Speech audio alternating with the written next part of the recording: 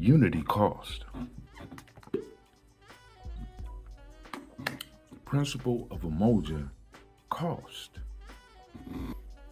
So when I'm hearing people talk about why we're not unified, it's very simple to me, according to what I'm learning in Gye-Nyame and what I've been building on, is we don't have unity because we don't pay for it. Unity is labor and resource intensive, which means if we are going to get it, we are going to have to be willing to pay for it. Let me sit down and talk with y'all. Listen. All right. Unity cost. We have to be willing to pay the cost for unity, because unity is what's going to free us. This is why in the Gye-Nyame system, we start backwards. We start working from Imani up to unity. Why? Because unity is labor intensive and it requires a lot of resources. It requires the number one resource, which is time. And those that have the time need to put the time into building a unity, right? That unity, once it is established, have to be protected. And one way that we could protect it is by redirecting some of our spending. We have to be bold enough and brave enough to start taxing ourselves for being our culture. Every culture needs to have economic resources. So whether we redirect our spending with some of the things that we get, or we just directly start donating to the cause. There's no other way. There's no other way around it, family.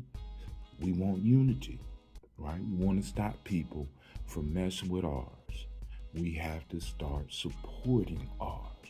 We have to start collecting a tax for the infrastructure. I know some of y'all are like, what infrastructure you talking about?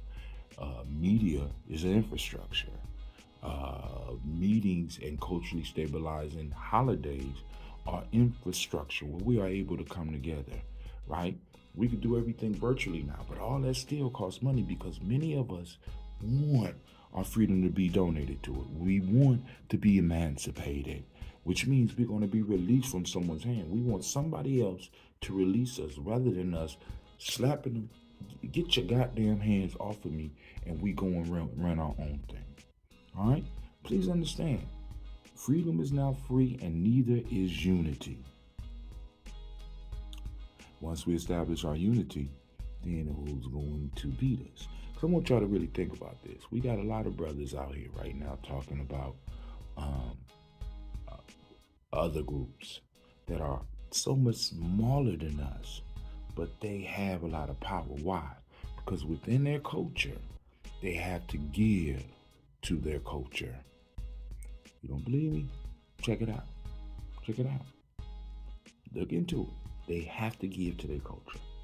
And in them giving to their culture, when their culture is threatened, they are able to harness and pull those resources and direct them in the direction of the threat.